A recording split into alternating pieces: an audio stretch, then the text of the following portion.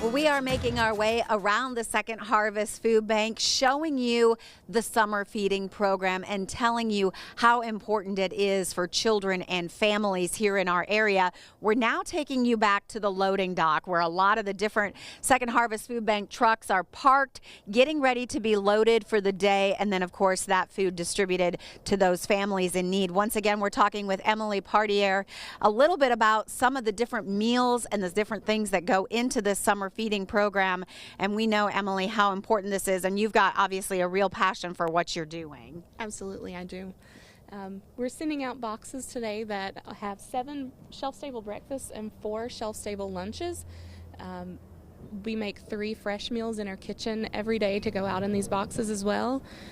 The breakfast has a grain, a fruit, and a liquid milk component, and every lunch has liquid milk, protein, fruit, vegetable, and grain with it. And obviously, as I look on this, knowing I'm a parent of a 10-year-old, I see these are foods that kids will get excited about, foods that kids recognize. That was our goal this year, especially with their kitchen for the first year, is to incorporate some better quality foods and foods that kids will accept and actually eat. And you said you've got a lot of people in there working so hard every day to make sure all of this is put together and then delivered on time. We're very fortunate to have 11 AmeriCorps service members working with us this summer.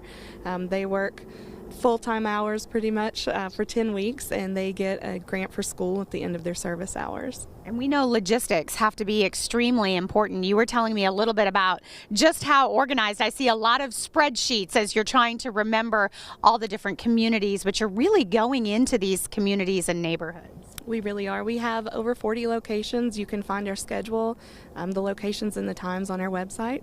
If you can't make it to one, there's not a requirement for the area you live in. You can come to any distribution that we have, and most of them are 7-day meals. Yeah. And we see that you're in a lot of those areas where kids and families are spending their time during the summer. Yes, that's our goal, is to go where the families are located to make sure that they have the food that they need for the summer while school is out.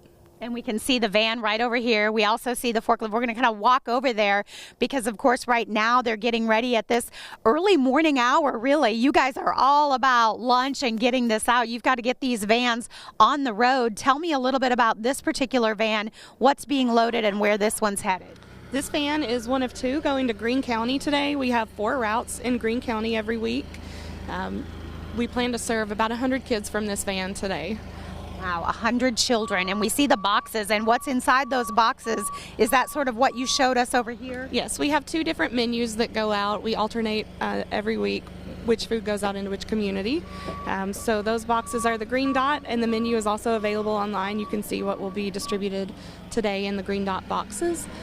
Starting on Thursday from this location, 4 to 6, we'll be distributing the Orange Box menu, and we'll have a different fresh menu with that. And the food bank, we do a separate distribution at the same time. We give out fresh produce boxes typically on Thursdays, but that's only at the distribution here. All right, so obviously a lot happening here at Second Harvest Food Bank as they are getting to those kids and those families in need through the summer months. We know the summer is so difficult with schools out, and of course we talked about that backpack program, the free or reduced lunch program, so important for those families. To learn more, if your family needs help, please check out their website, netfoodbank.org, and if you can help out, they could definitely use some more community partners, so be sure to reach out to the Second Harvest Food Bank if you can make that donation.